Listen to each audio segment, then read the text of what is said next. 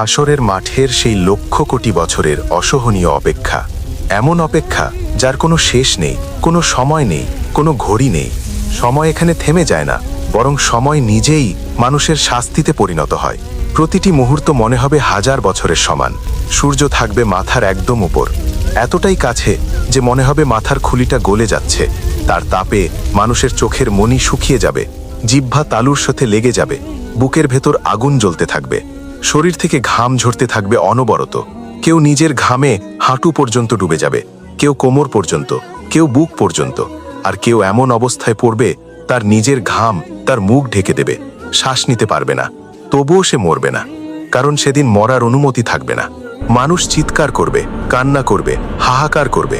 কেউ বলবে, হে আল্লাহ, এখনই বিচার শুরু করুন। কেউ বলবে, হে আল্লাহ, আমাদের জাহান্নামেই পাঠিয়ে দিন। তবুও এই ভয়ঙ্কর অপেক্ষা শেষ করুন। মা সন্তানকে খুঁজবে, সন্তান মাকে চিনতে পারবে না, বন্ধু বন্ধুকে চিনবে না, প্রত্যেকে শুধু নিজের কথাই ভাববে। কিন্তু আসমান থেকে কোনো উত্তর আসবে না, শুধু নীরবতা, শুধু অসহ্য অপেক্ষা। লক্ষ কোটি বছর কেটে যাবে এই অবস্থাতেই। এরপর একসময় আমাদের প্রিয় নবী হযরত মুহাম্মদ সাল্লাল্লাহু আলাইহি ওয়াসাল্লাম আল্লাহর দরবারে সুপারিশ করবেন। আর আল্লাহ যখন চূড়ান্ত বিচার শুরু করার অনুমতি দেবেন, ঠিক সেই মুহূর্তে পুরো হাসরের মাঠে নেমে আসবে এমন এক ভয়ঙ্কর নীরবতা, যে নীরবতা মানুষের বুক চেপে ধরবে। কোটি কোটি মানুষের ভিড়, অথচ কোনো শব্দ নেই, শুধু শোনা যাবে মানুষের অন্তরের কাঁপুনি। সবাই জানে এই নীরবতার পরেই শুরু হবে এমন এক বিচার যেখান থেকে আর ফিরে আসার কোনো পথ নেই। ঠিক তখন আল্লাহর হুকুমে ফেরেশতারা এগিয়ে আসবেন। তাদের হাতে থাকবে মানুষের জীবনের সবচেয়ে ভয়ঙ্কর দলিল, আমলনামা। সেই খাতা যেখানে লেখা আছে তোমার জীবনের প্রতিটা কথা, প্রতিটা দৃষ্টি, প্রতিটা গোপন কাজ। তুমি যখন একা ছিলে, দরজা বন্ধ ছিল, অন্ধকারে ছিলে, সবাই ঘুমিয়েছিল, সেসব মুহূর্তও সেখানে লেখা আছে। তুমি যেগুলো ভুলে গেছো, যেগুলোকে তুমি তুচ্ছ মনে করেছিলে, সব। প্রথমে এগিয়ে আসবে সেই সৌভাগ্যবানরা যারা দুনিয়াতে আল্লাহকে ভয় করে চলত, যারা হারাম থেকে বাঁচত, যারা মানুষের হক নষ্ট করত না। ফেরেশতারা তাদের কাছে আসবেন নূরের আলো নিয়ে, তাদের মুখে থাকবে প্রশান্তির ছাপ। তারা বলবেন, তোমাদের উপর শান্তি বর্ষিত হোক, তোমরা ধৈর্য ধরেছিলে, নাও তোমাদের পুরস্কার গ্রহণ করো। ডান হাতে যখন তাদের আমলনামা তুলে দেওয়া হবে, ঠিক তখনই তাদের বুকের ভেতর জমে থাকা লক্ষ কোটি বছরের ভয় ভেঙে চুরমার হয়ে যাবে। তাদের চোখ ভরে যাবে আনন্দে। তারা চিৎকার করে বলবে, এসো, আমার আমলনামা পড়ে দেখো। আমি তো দুনিয়াতেই জানতাম আমাকে একদিন হিসাব দিতে হবে। তারা দৌড়ে দৌড়ে তাদের পরিবারকে খুঁজবে, তাদের খুশির খবর জানাবে। তাদের মুখে থাকবে বিজয়ের হাসি। কিন্তু অন্য পাশে থাকবে সেই হতভাগারা, যারা দুনিয়াতে আল্লাহর হুকুম অমান্য করেছে, অহংকার করেছে, জুলুম করেছে, নামাজকে তুচ্ছ মনে করেছে, হারামকে হালাল ভেবে নিয়েছে। ফেরেশতারা তাদের কাছে আসবেন ভয়ঙ্কর রূপে। তাদের চেহারা হবে কালো, চোখ থেকে আগুনের মতো দৃষ্টি বের হবে। কোনো কথা না বলে তারা পাপীদের আমলনামা পিঠের পেছন দিক থেকে বাম হাতে ছুড়ে দেবে। পাপীরা আতঙ্কে চিৎকার করবে, না না, আমি এটা নেব না।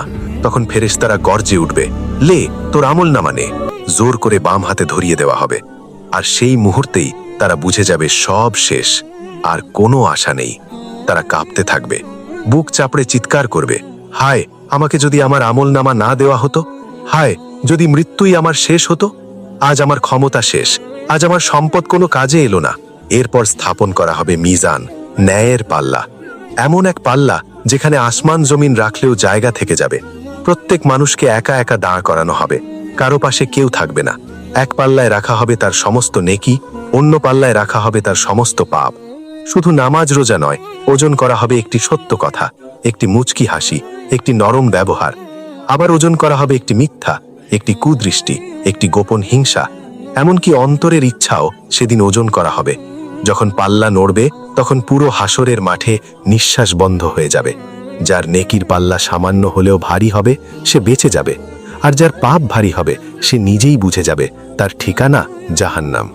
অনেক মানুষ তখন আল্লাহর সাথে তর্ক করতে শুরু করবে, বলবে, হে আল্লাহ, আমি এই পাপ করিনি। তখন আল্লাহ তাদের মুখ সেলাই করে দেবেন, জিহ্বা নীরব হয়ে যাবে, কিন্তু হাত কথা বলবে, পা কথা বলবে, চোখ বলবে সে কি দেখেছে, কান বলবে সে কি শুনেছে। নিজের শরীরের অঙ্গই সেদিন নিজের বিরুদ্ধে সাক্ষ্য দেবে। লুকানোর মতো আর কিছুই থাকবে না। এরপর স্থাপন করা হবে পুল সিরাত, চুলের চেয়েও চিকন, তরবারির চেয়েও ধারালো, চারপাশ অন্ধকার, নিচে দাউ দাউ করে জ্বলতে থাকা জাহান্নাম। নেককাররা ঈমানের আলো নিয়ে পার হবে, কেউ বিদ্যুতের মতো, কেউ চোখের পলকে।